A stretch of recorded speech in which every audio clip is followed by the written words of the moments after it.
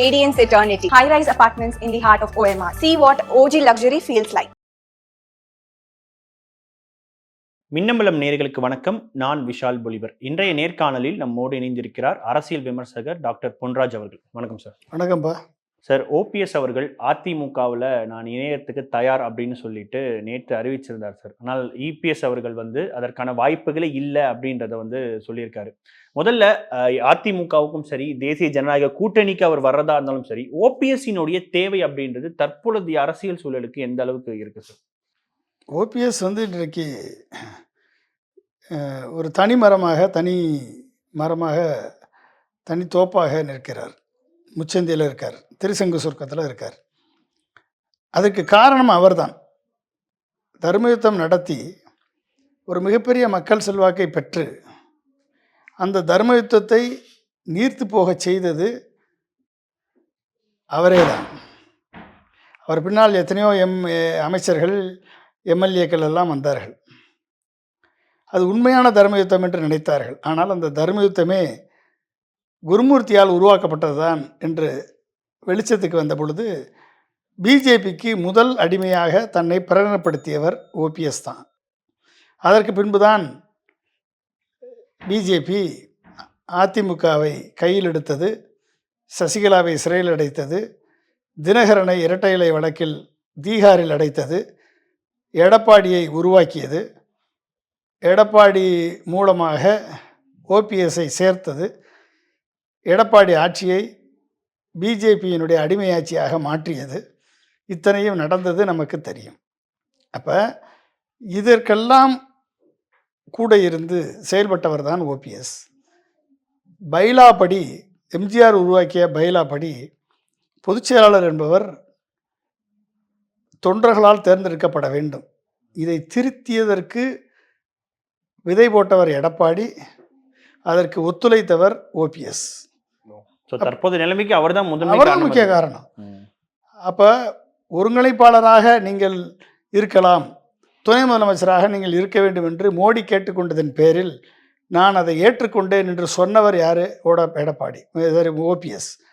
அப்போ ஒரு அதிகார வர்க்கம் ஒரு அரசியலில் உச்சபட்ச அதிகாரத்தையும் பணபலத்தையும் வைத்து கொண்டிருக்கக்கூடிய இடி, சிபிஐ, ஐடி போன்ற சர்வ சக்தி படைத்த சக்திகளை வைத்து விரட்டி கொண்டிருக்கக்கூடிய அதிகார வர்க்கத்தை கையில் வைத்து கொண்டிருக்கக்கூடிய மோடியும் அமித்ஷாவும் என்ன சொல்கிறார்களோ அதையெல்லாம் கேட்டுக்கொண்டு ஆடிய ஓபிஎஸ்ஸிற்கு தன்னை புரியாமல், தன்னை நம்பி, தன்னையும் ஒரு தலைவனாக உருவாக்கி முதலமைச்சர் பொறுப்பை கொடுத்த செல்வி ஜெயலலிதா அவர்கள் அந்த பொறுப்பின் வல்லமையை உணர்ந்து அதிமுகவை சசிகலாவிடமிருந்து மீட்க வேண்டும், அதிமுகவை வலுவான திமுக எதிர்ப்பு சக்தியாக தொடர்ந்து உருவாக்கியிருக்க வேண்டும், அதிமுகவை பிஜேபிக்கு அடிமைப்படுத்தக்கூடாது என்ற நிலையை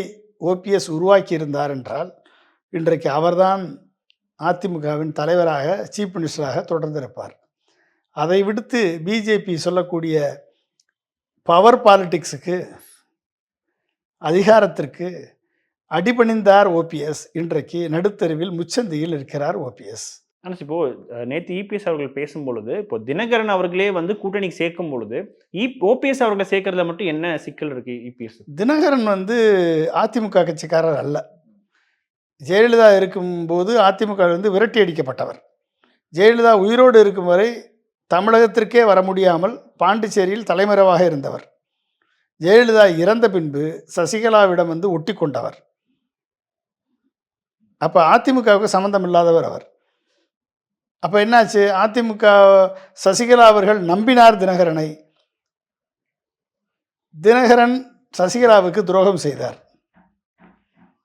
சசிகலா தினகரனை நம்பி துணை பொதுச் செயலாளர் ஆக்கி ஆட்சியையும் கட்சியையும் கையில் கொடுத்து விட்டு சென்றார் தினகரனிடம். தினகரனது தாந்தோன்றித்தனமான, சர்வாதிகாரத்தனமான அதிகார தோரணையில் எடப்பாடி பழனிசாமியையும் வேலுமணி, தங்கமணி போன்ற கட்சிக்காரர்களையும் தரக்குறைவாக நடத்தியதன் காரணமாக தினகரன் தூக்கி எறியப்பட்டார். அதோடு சேர்த்து சசிகலாவும் தூக்கி எறியப்பட்டார். ஏனென்றால் எடப்பாடி அதிமுகவை ஏலத்தில் எடுத்து விட்டார். ஏலத்தில் எடுத்த பின்பு ஏலம் கொடுத்தவர்களுக்கு என்ன உரிமை இருக்கிறது? எனவே ஏலத்தில் எடுத்தவர் இன்றைக்கு தினகரனை தூக்கி எறிந்து சசிகலாவை நீக்கி சூரியனை பார்த்து நாய்தான் குறைக்கும் என்றெல்லாம் சசிகலாவை தரந்தாழ்ந்து விமர்சித்தவர் எடப்பாடி. தனக்கு உதவிய ஓபிஎஸ்ஐ 4.5 ஆண்டு காலம் ஆட்சியில் இருக்கும் வரை அவரை பயன்படுத்திவிட்டு இரட்டை தலைமை சரிவராது, ஒற்றை தலைமை தான் சரிவரும் என்று சொல்லி பொதுக்குழுவை கூட்டி பொதுக்குழு உறுப்பினர்களுக்கு காசு கொடுத்து ஓபிஎஸ் மீது பாட்டிலை எரிந்து கேவலப்படுத்தி வெடியேற்றி ஓபிஎஸ்ஐ நீக்கி துரோகம் செய்தவர் எடப்பாடி பழனிசாமி. அப்போ துரோகத்தின் மூலமாகத்தான் அதிமுக என்ற மிக பெரும் கட்சியை கைப்பற்ற முடியும் என்ற சசிகலாவின் தாரக மந்திரத்தை அப்படியே தனதாக்கி கொண்டு எடப்பாடி பழனிசாமி அதே சசிகலாவிற்கு துரோகம் செய்து, அதே ஓபிஎஸ்ற்கு துரோகம் செய்து டிடிவி தினகரனை நீக்கி ஆட்சியை, கட்சியை தனதாக்கி கொண்டார். ஆனால் அவரால் மக்கள் மத்தியில் வெற்றி பெற முடியவில்லை. 33% இருந்த அதிமுகவை 13% இழந்து ஓபிஎஸ், டிடிவி தினகரன், சசிகலாவை நீக்கி 13% இழந்து 10.5% வன்னிய மக்களுக்கு கொடுக்கிறேன் என்று சொல்லி வன்னிய மக்களையும் ஏமாற்றி அதன் மூலமாக 116 மிகவும் பிற்படுத்தப்பட்ட விளிம்புநிலை சமுதாயத்தைச் சேர்ந்த டிஎன்சி மக்களையும் ஏமாற்றி இன்றைக்கு தென் மாவட்ட மக்கள் மத்தியின் வெறுப்பை சம்பாதித்து அதிமுகவை 3வது இடத்திற்கு தள்ளிய பெருமை எடப்பாடி பழனிசாமிக்கு சேரும். இல்லை, இப்போ டிடிவி சேர்ந்தது மூலமாக அதை காம்பன்சேட் பண்ண முடியுமா? டிடிவி என்ன ஏகபோக ஓனரா? தொகுதிகளில் அவர் தாக்கத்தை ஏற்படுத்த 23 தொகுதியில் தாக்கத்தை ஏற்படுறதுக்கு காரணம் என்ன? எடப்பாடி பழனிசாமி எதிர்த்தார் என்ற ஒரே நோக்கத்திற்காக. எடப்பாடி பழனிசாமி முக்குளத்தோர் சமுதாயத்திற்கும் டிஎன்சி கம்யூனிட்டி மக்களுக்கும் 116 மிகவும் பிற்படுத்தப்பட்ட விளிம்புநிலை சமுதாய மக்களுக்கும் துரோகம் இழைத்தவர் எடப்பாடி. அவரை எதிர்ப்பதில், சரியாக எதிர்ப்பதில் வல்லவர் டிடிவி தினகரன் என்று நம்பி மக்கள் வாக்களித்தார்கள். 23 இடங்களில் அதிமுக தோற்பதற்கு காரணமாக டிடிவி அமைந்தார். அன்றைக்கு ஒரு டிடிவி ஒரு கருவியாக பயன்பட்டார் இந்த மக்களுக்கு. ஆனால் செய்யணும், அவங்க திமுக எதிர்ப்பு அப்படின்ற அடிப்படையிலையும் அவங்க இருப்பாங்க இல்லையா? கண்டிப்பாக திமுக எதிர்ப்பாளர்கள் தான். அதனால்தான் எடப்பாடி பழனிசாமியையும் தோற்கடித்தார்கள், திமுகவுக்கும் எதிராகவும் டிடிவி தினகரன் பக்கம் நின்றார்கள்.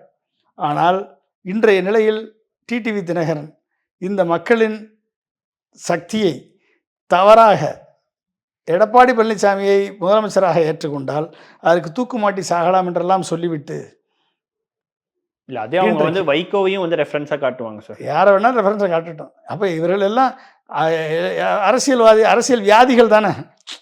யாராவது தவிர்க்க முடியாத ஒரு விஷயம், தவிர்க்க முடியாது. அப்போ மக்களும் உங்களை தவிர்த்து விடுவார்கள், அவ்வளோதான். வேற என்ன இருக்கு? நீங்கள் அரசியலில் வேடம் போடலாம், நீங்கள் அரசியலில் எக்ஸ்பீடியன்சியாக நடக்கலாம், சந்தர்ப்பவாதத்தை பயன்படுத்தலாம். தலைவர்கள் சந்தர்ப்பவாதத்தை பயன்படுத்தி அரசியலில் எது வேண்டாலும் நடக்கலாம். அவர் செய்தார், இவர் செய்தார், அதனால் நானும் செய்கிறேன் என்று சொல்லலாம். ஆனால் அதை பார்த்து கொண்டு மக்கள் உங்கள் பின்னால் வருவார்கள் என்று நம்புவது முட்டாள்தனம். மக்கள் ஒன்றும் ஏமாளிகள் அல்ல, இழுத்த வயர்கள் அல்ல. அப்போ டிடிவிக்கு இப்போ சேர்ந்ததுனால எந்தவித பயனும் கிடைக்காதுன்னா, அப்போ ஓபிஎஸ் ஒருவேளை தனித்து போட்டிட்டாலோ அவர்களுக்கு அந்த செல்வாக்கு கிடைக்க வாய்ப்பு. OPS last is credibility. இனிமேல் ஓபிஎஸ்க்கு அந்த வாய்ப்பு இழந்து விட்டார். ஓபிஎஸ்ஸை உங்களை சந்திப்பது எனக்கு பாக்கியம், நீங்கள் இறங்கி வரும்போது உங்களுக்கு பொக்கே கொடுக்கறதுக்கு எனக்கு வாய்ப்பு கொடுங்கள் என்று லெட்டர் எழுதியவர் தானே ஓபிஎஸ்.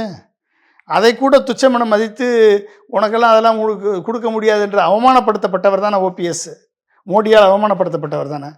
அதற்கு பின்பு நான் என்டிஏ கொண்டு விலகிறேன் என்று சொல்லும் பொழுது அவருக்கு மக்கள் அவரை பரவாயில்ல, இவருக்கு இப்போ ஏதாவது ரோசம் வந்தது என்று ஏற்றுக்கொள்வதற்கு மக்கள் தயாரானார்கள். ஆனால் அதையும் மீறி திரும்பவும் அமித்ஷாவிடம் சென்று காலில் விழுந்து அமித்ஷாவிடம் குலைந்து கொண்டு இன்னமும் ஏபிஎஸ் சேர்ப்பார், நான் ரெடி நீங்கள் ரெடியா என்று கேட்பதெல்லாம் ஒரு நகைப்புக்குரிய ஒரு லாஃபிங் ஸ்டாக்காக மாறிவிட்டார். பொதுநலமா பார்க்க கூடாது சார். அது பொதுநலமா நான் எப்படி பார்க்கறது? திமுகவை வீழ்த்தணும். திமுகவை வீழ்த்ததுக்கு நீங்க என்ன பண்ணிருக்கணும்? உங்களை சேர்க்க மாட்டாரு எடப்பாடி. அப்ப என்ன பண்ணிருக்கணும்? உங்களுக்கு சக்தியை காமிச்சிருக்கணுமா இல்லையா? பவரை காமிச்சிருக்கணுமா இல்லையா? எடப்பாடியை தாண்டி அதிமுக தொண்டர்கள் செல்வாக்கு எனக்கு இருக்கிறது என்று நிரூபித்திருக்கணுமா இல்லையா? பொதுக்குழு உறுப்பினர் விலைக்கு வாங்கியிருக்கணுமா இல்லையா? எம்எல்ஏக்களை உங்கள் பக்கம் கொண்டாந்துருக்கணுமா இல்லையா? உங்கள் பக்கம் வந்த எம்எல்ஏக்கள் அமைச்சர்களை தக்க வச்சிருக்கணுமா இல்லையா? வச்சிருக்கணுமா இல்லையா? எதுவுமே பண்ணாமல் எல்லாம் நடக்கும், தை மாதம் பிறந்தால் வழி பிறக்கும், கொஞ்சம் பொறுத்துருங்கன்னு சொன்னால் யார் பொறுத்திருப்பா? எல்லாம் போய் சேர்ந்துட்டாங்க. வைத்தியலிங்கம் உட்பட மனோஜ் பாண்டியன், வைத்தியலிங்கம் எல்லாருமே வந்து டிஎம்கே போயிட்டாங்க. இன்றைக்கு உண்மையாக அதிமுகவை நினைத்து வருத்தப்பட்டு குரல் கொடுக்க ஒரே ஒரு மனிதன் என்று சொன்னால் புகழேந்தி மட்டும்தான் இன்றைக்கி வந்து உண்மையாக அதிமுக மீட்டெடுக்கப்பட வேண்டும், இப்படிப்பட்ட துரோக சக்திகளிடமிருந்து அதிமுக மீட்டெடுக்கப்பட வேண்டும் என்று குரல் கொடுக்கக்கூடிய ஒரே நபர் அவர் தான். அவர்கிட்ட பணம் இல்லாமல் அதிமுகவில் இருக்கக்கூடிய 2ஆம் கட்ட தலைவர்கள் வருவதற்கு மனம் இல்லை. ஓகே, இது பணம் உள்ளவர்கள், அதிகார பலம் உள்ளவர்கள் ஒன்றாக சேர்ந்து நடத்தக்கூடிய ஒரு இயக்கமாக மாறிவிட்டது. மக்கள் இயக்கமாக இருந்த அதிமுக இன்றைக்கு பணபலத்தை கொண்டு நடத்தக்கூடிய ஊழல் பெருச்சாலையின் இயக்கமாக மாறிவிட்டது. ஆனால் இப்போ ஓபிஎஸ் அவர்கள் கூட்டணிக்கு வருவது குறித்து எடப்பாடி அவர்கள் எந்த பதிலுமே நேற்று பிரஸ் மீட்ல கொடுக்கல. ஸோ ஏற்கனவே தினகரனை வந்து ஏற்றுக்காத எடப்பாடி அவர்கள் அமித்ஷா அவர்கள் சொன்னதுக்கு இணங்க அவர் வந்து இப்போ கூட்டணிக்கு ஏற்றுக்கிட்டார். அப்ப நாளைக்கு ஓபிஎஸும் வந்து ஏற்றுக்கொள்வாரா எடப்பாடி கூட்டணிக்காவது? தினகரனை ஏற்றுக்கொள்வது வந்து தினகரன் தனி கட்சி வச்சிருக்காருங்க. தினகரன் வந்து அதிமுகவை கிளைம் பண்ணல. தினகரன் தனி கட்சி வச்சிருக்காரு. தினகரனுக்கு அதிமுகவை நான் வாங்கி தருவேன் என்று 2024 அண்ணாமலை வாக்கு கொடுத்தார். 2024 தேர்தல் முடிந்தவுடன் அதிமுக உங்கள் கைக்கு வந்துவிடும் என்று வாக்கு கொடுத்தார். அந்த மறைமுக வாக்கு வேண்டுமென்றால் மறைமுகமாக கீழே அண்ணாமலைக்கும் தினகரனுக்கும் இடையே ஒரு அண்டர்ஸ்டாண்டிங்கில் ஓடும். அது எப்போ நடக்க போகுது நம்மளுக்கு தெரியாது. அதிமுகவை பிடிங்கி எப்போ கொடுக்க போகிறாங்க அப்படின்னா எப்போ கொடுப்பாங்க? எடப்பாடி தோற்கடிக்கப்பட்டால் அதிமுகவை பிடிங்கி தினகரன் கொடுக்கறதுக்கு வாய்ப்பு இருக்குது. தோற்றா மட்டும் தோற்கடிச்சதுன்னா அப்புறம் என்ன மதிப்பு இருக்குது? இந்த எலெக்ஷனில் எடப்பாடி தோத்துட்டா அதுக்கப்புறம் கிளைம் பண்ண முடியாது. அதுக்கப்புறம் வந்து லீடர்ஷிப் வராதுல்ல, எல்லாரும் தூக்கி எறிஞ்சிருவாங்கல்ல. கட்சிக்கு வெற்றி தோல்வின்றது ஒரு சகஜமான 10 தோற்கடிச்சிட்டே இருப்பீங்க. உங்களுக்கு தலைமை பதிப்பை கொடுத்து 10 வருஷம் தோத்தது இல்லை சார். தோத்தாங்க, 10 வருஷம் தோத்தாங்க. 10 வருஷம் தோத்து ஜெயிச்சிட்டாங்கல்ல அவங்க. அதே மாதிரி அவங்க அடுத்த தடவை கூட ஜெயிக்கலாம். ஜெயிச்சு காமிங்க. 2026 ஜெயிச்சு காமிங்க. சரி, 26 ஒருவேளை தோத்தா கூட 31 கூட ஜெயிக்கலாம். 31 வரைக்கும் யாரும் உங்களை காத்துக்கிட்டு இருப்பா? 31 நீங்கள் ஜெயிப்பீங்கன்னு சொல்லி உங்களுக்கு திரும்பி கொடுத்துட்ருப்பானா? உங்களுக்கு தான் அந்த லீடர்ஷிப் குவாலிட்டியே இல்லையே, கேப்பபிலிட்டியே இல்லையே. பணத்தை மட்டும் வச்சுட்டு எப்படி ஜெயிப்பீங்க? பணத்தை மட்டும் வச்சு கூட்டத்தை சேர்க்கலாம், பணத்தை மட்டும் வச்சுக்கிட்டு மாவட்ட செயலர்களை சேர்க்கலாம், பணத்தை மட்டும் வச்சுட்டு எம்எல்ஏக்களை சேர்க்கலாம், பணத்தை மட்டும் வச்சுட்டு அமைச்சர்களை பக்கத்தில் வச்சுக்கலாம். ஆனால் மக்கள் செல்வாக்கை பெற முடியுமா? அப்படின்னா அதானி அம்பானியில் இங்கே ஜெயிக்கணும். பணத்தை மட்டும் வச்சுருந்தா இந்நேரம் வந்து லாட்ரி மார்ட்டினில் ஜெயிச்சிருக்கணும். லாட்ரி மார்ட்டின் தானே எல்லா கட்சிக்கும் பணம் கொடுக்குறாரு. அவரில் இன்றைக்கி சீஃப் மினிஸ்டர் ஆகிருக்கணும். லாட்ரி மார்ட்டின் மருமகன் இன்றைக்கி இது தவிச்சு தண்ணி குடிச்சிக்கிட்டு இருக்காரா இல்லையா? அவங்கள ஜெயிச்சிருக்கணும். சரி, அதே போல் நேற்று எடப்பாடி அவரோட ப்ரெஸ் மீட் நம்ம பார்க்கும்பொழுது விஜயை வந்து அதிகமாக விமர்சிக்கிறத நம்மளால் பார்க்க முடியுது. இது கடந்த வாரம் வந்து விஜய் அவர்கள் அதிமுகவை விமர்சித்ததோடைய ஒரு எதிரொலியாக, ஒரு எதிர்வினையாக நம்ம பார்க்கலாமா? அதாவதுங்க, சீச்சி இந்த பழம் புளிக்கும் அப்படின்ற மாதிரி விஜய் வந்தால் நம்ம அதிமுக பிஜேபியை கழட்டி விட்டுட்டு விஜய் கூட கூட்டணி சேர்ந்தால் ஜெயிச்சிடலான்னு எடப்பாடி பழனிசாமி திட்டம் போட்டார். விஜய் என்ன திட்டம் போடுறாரு அப்படின்னா, அதிமுக தலைவர்கள் வேண்டாம், அதிமுக தொண்டர்கள் போதும், அதிமுக ஒரு ஊழல் கட்சி, ஆனால் எம்ஜிஆர் வேண்டும், எம்ஜிஆர் இருக்கணும், அண்ணா இருக்கணும், ஆனால் அதிமுக தலைவர்கள் தேவையில்லை, அதிமுகவுடைய கூட்டணி தேவையில்லை, அதிமுகவுடைய ஓட்டை நாம் பெற்று நாம் ஜெயித்து விட வேண்டும். திருமாவளவன் தனிப்பயன்படுத்தி திருமாவளவன் இருக்கக்கூடிய விடுதலை சிறுத்தைகள் கட்சி தொண்டர்கள் நமக்கு வந்தால் போதும். அப்படின்னா என்ன அர்த்தம்? விஜய் தன்னை நம்பாதவர், தன் ரசிகர்களை நம்பாதவர், அதிமுக ஓட்டை நம்பி, திருமாவளவன் ஓட்டை நம்பி, கிறிஸ்தவ முஸ்லீம் மக்களது ஓட்டை நம்பி, இவர்களெல்லாம் வந்து நம்மை கரையேற்றி விடுவார்கள், நம்மை முதலமைச்சராக்கி விடுவார்கள் என்று கற்பனை கனவில் மிதந்து கொண்டிருக்கக்கூடிய ஒரு கற்பனை கதாநாயகன் விஜய். இருக்கிற ஓட்டை வச்சு தானே சார் வாங்க முடியும்? ஆமாம், இருக்க ஓட்டை வச்சு தான் வாங்க முடியும். உனக்கு என்ன செல்வாக்கு? உன் அரசியல் செல்வாக்கு என்ன? உன் அரசியல் சித்தாந்தம் என்ன? நீ பேசிய அரசியல் என்ன? நீ யார் பக்கம் நின்றிருக்கிறாய்? அநீதிக்கு எதிராக குரல் கொடுத்திருக்கிறாயா? உன் படத்துக்கு எதிராக நிலைக்கப்பட்ட அநீதிக்கே உன்னால் குரல் கொடுக்க முடியலையே, நீ எப்படி ஒரு தலைவனாக இருக்க முடியும்? நான் 275 கோடி வாங்கி நடித்த ஜனநாயகன் படத்துக்கு இழைக்கப்பட்ட அநீதிக்கு எதிராகவே நீயும் குரல் கொடுக்கல, உன் கட்சியும் குரல் கொடுக்க முடியல. சிபிஐ பிடிச்சி ரிவிட் அடிச்சிட்டு இருக்கான், அங்கே அழுத்தம் கொடுத்துட்டு இருக்கான். அழுத்தம் கொடுத்து எப்படியாவது காங்கிரஸை வெளியே கொண்டாந்துரு திமுக கூட்டணியிலேருந்து, நாங்கள் அதிமுகவை சொல்லிய முடிக்கிறத நாங்கள் பார்த்துக்குறோம் பிஜேபி, நீ காங்கிரஸை வந்து வெளியே கொண்டாந்து நீ சொல்லிய முடிச்சிரு என்ற திட்டத்தோடு அழுத்தம் கொடுக்கப்பட்டு அந்த அழுத்தத்தை அப்பா மூலமாக செயல்படுத்தி கொண்டிருக்கிறார் விஜய். இந்த ஸ்கிரிப்ட் மாதிரியே சொல்லிட்டு இருக்கீங்க. ஸ்கிரிப்ட் உண்மைதாங்க அது. அதான் அதை தெரிஞ்சுக்கிட்டாரு, இப்போ தான் லேட்டாக புரிஞ்சுக்கிட்டாரு. டீப் லைட்டு எடப்பாடி பழனிசாமி, இவர் ஒரு டீப் லைட்டு.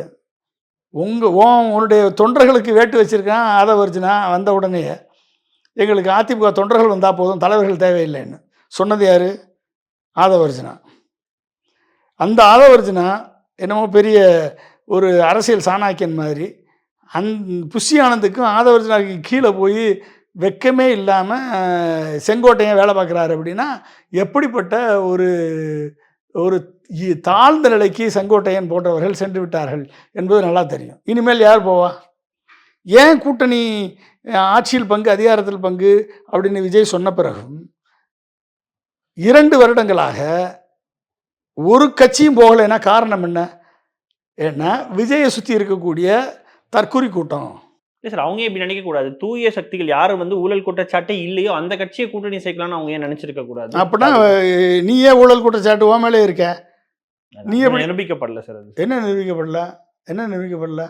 நீ சினிமா டிக்கெட்டை 100 ரூபா டிக்கெட்டு 2000 ரூபாய்க்கு விற்றது நீ தானே, உன் கட்சிக்காரன் தானே, உன் ரசிகர் தானே, அது பேர் ஊழல் இல்லையா? சரி, விக்கிரவாண்டியில் மாநாடு நடத்துகிறேன், மதுரையில் மாநாடு நடத்துகிறேன், பணம் செலவழிச்சது யார்? இது வரைக்கும் நீ பப்ளிக் அனௌன்ஸ் பண்ணியிருக்கியா?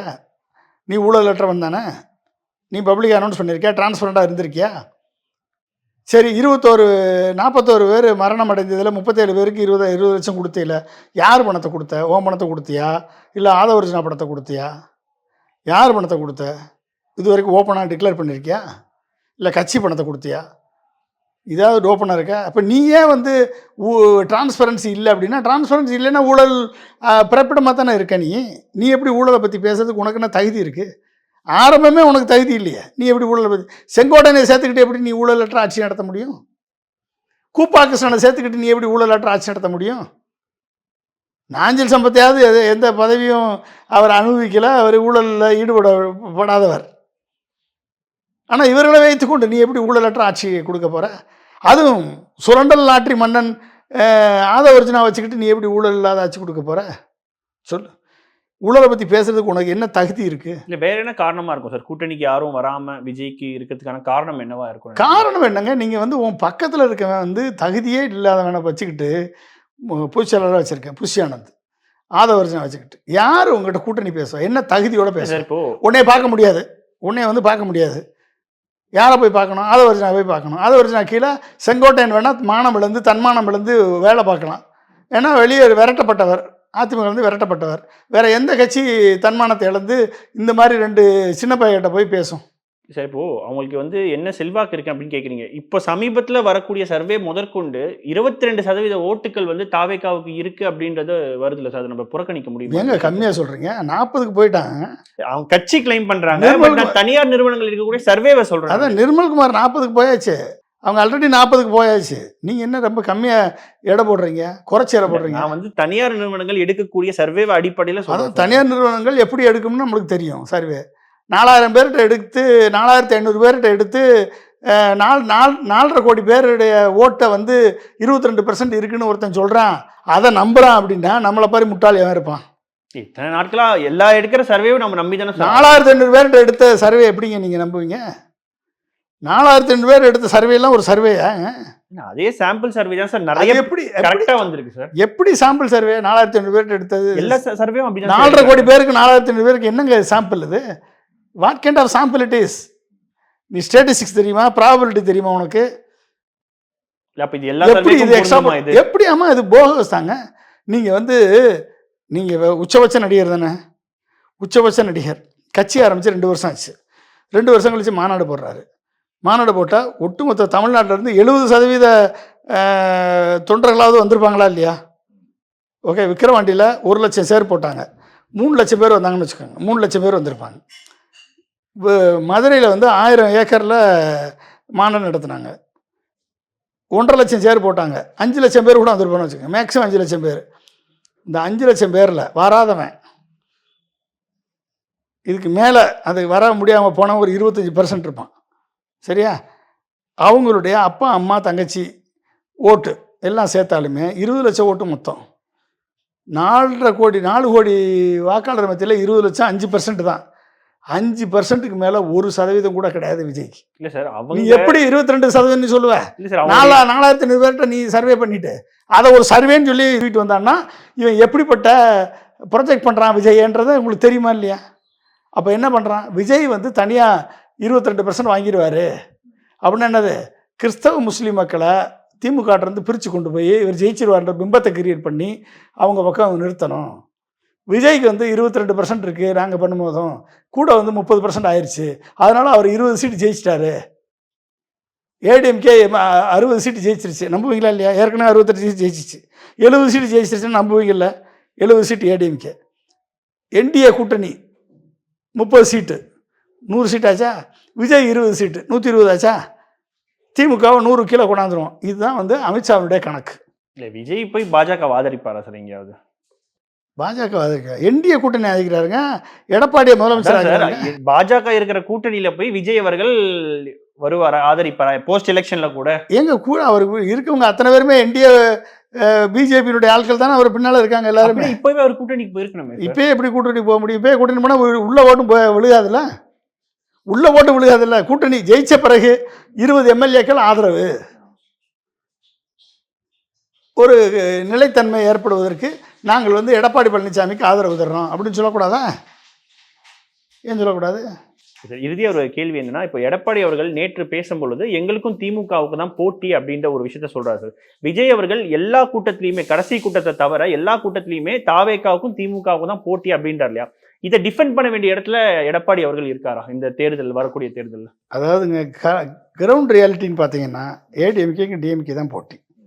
விஜய் வந்து நானும் ரவுடி தான் கத்திக்கிட்டா அது உடனே டிஎம்கேக்கும் தாவேக்காவுக்கான போட்டியாக ஆகாது. ஓகே, நீ எந்த வகையில் வந்து மக்கள் பிரச்சனைக்காக போராடி இருக்க, மக்கள் எந்த வகையில் வாக்கு வங்கியை நிரூபிச்சிருக்க? எடப்பாடி 20% வாக்கை நிரூபிச்சிருக்கார். திமுகவுக்கு அடுத்த பெரிய கட்சி ஏடிஎம்கே தான், அது நிரூபிக்கப்பட்ட வாக்கு வங்கி. இனிமேல் 20க்கு மேலே கூடத்தான் செய்யும் வழியே குறையாது எடப்பாடிக்கு. ஒருவேளை செங்கோட்டையன் போனது, ஓபிஎஸ் போனது எல்லாமே அவங்க போனதெல்லாம் போனவங்க போயிட்டாங்க. இனிமேல் வேணா 20 வேலை 23%, 25% கூடுமை வழிய எடப்பாடி குறையாது. உனக்கு எங்கேருந்து வாக்கு வங்கி இருக்குது? எங்கே அந்த வாக்கு வங்கி எங்கேருந்து வரணும்? ஒன்று ஏடிஎம்கிட்டேருந்து போகணும், இல்லை பிஜேபியிலேருந்து போகணும், இல்லை டிஎம்கிட்டேருந்து போகணும், இல்லை நாம் தமிழர்லேருந்து போகணும். எல்லாமே இங்கேருந்து தானே போகணும். எங்கேருந்து எவ்வளோ போகுது, எவ்வளோ வாங்க போகிற அப்படின்றத பொறுத்து தான் உன்னுடைய வாக்கு வங்கி மேலே ஏறும். அப்போ வாங்கிறதுக்கான பிளான் என்ன, திட்டம் என்ன, அட்ராக்ஷன் என்ன? வெறும் பாட்டை வச்சுட்டு ஏஐ வச்சுக்கிட்டு 4 பாட்டு போட்டால் உடனே மக்கள்லாம் உன்னை வந்து பின்னால் வந்துடுவாங்கன்னு நினைக்காது. எல்லா கட்சியும் தான் ஏஐ வச்சு பாட்டு போடுறான். ஓகே, இந்த பாட்டு போட்டு ஏமாத்துகிற கலாச்சாரமெல்லாம் போச்சு. விஜய் வந்து அப்படி சிந்திப்பார் இப்படி சிந்திப்பார்னு ஊடகத்தில் வந்து உட்காந்துட்டு ஊடக வியாபாரிகள், வசன வியாபாரிகள், வாக்கு வியாபாரிகள் வந்து விஜய் வந்து இவர்களது கருத்துக்களை எல்லாம் விஜய் கருத்தாக வந்து பேசிக்கிட்டு இருக்காங்க. ஓகே, மக்கள் வந்து தெளிவாக பார்க்குறாங்க. அவனுக்கு ஒரு புண்ணாக்கும் தெரியல, அவனுக்கு இது தெரியும் அது தெரியும் சொல்லி வந்து வெட்டியாக வீணாக பேசிக்கிட்டு இருக்கீங்களடா அப்படின்னு சொல்லி மக்கள் வந்து சிரிக்கிறாங்க. ஓகே, இதெல்லாம் வந்து நம்ம பார்க்குறோம், கண்கூடாக பார்த்துட்ருக்கோம். ஓகே, ஒரு தன் படத்திற்கு எதிரான அநீதியை எதிர்த்து பேசக்கூட வக்கில்லாத ஒரு விஜய் இன்றைக்கு அதிமுகவினுடைய விமர்சனத்திற்கு ஆளாகி இருக்கிறார். காரணம், அதிமுக வாக்கை குறிவைத்து விஜய் நகர்ந்து கொண்டிருக்கிறார் என்பது இப்போதான் டியூப்லைட் பழனிசாமிக்கு இப்போ தான் புரிஞ்சிருக்கு. எனவே இனிமேல் அவர் எதிர்ப்பார், அவர்களை எதிர்த்து தான் அவர் களமாடணும். ஓபிஎஸ் வந்து தன்னை இழந்தார். ஓபிஎஸ் வந்து உண்மையாக அதிமுகவை கட்டமைக்க வேண்டும் என்று நினைத்திருந்தால் தனித்து நின்று ஒரு வலிமையான ஒரு இயக்கத்தை கட்டமைத்து உருவாக்கியிருக்க வேண்டும். உருவாக்கி எடப்பாடியை தோற்கடித்திருந்தால் திமுகவை எதிர்த்து பிஜேபியை எதிர்த்து எடப்பாடி எதிர்த்து ஓபிஎஸ் தன் பேஸை கிரியேட் பண்ணியிருந்தார்னா இன்னைக்கு ஓபிஎஸ் வந்து ஒரு அசைக்க முடியாத மனிதராக மாறியிருப்பார்.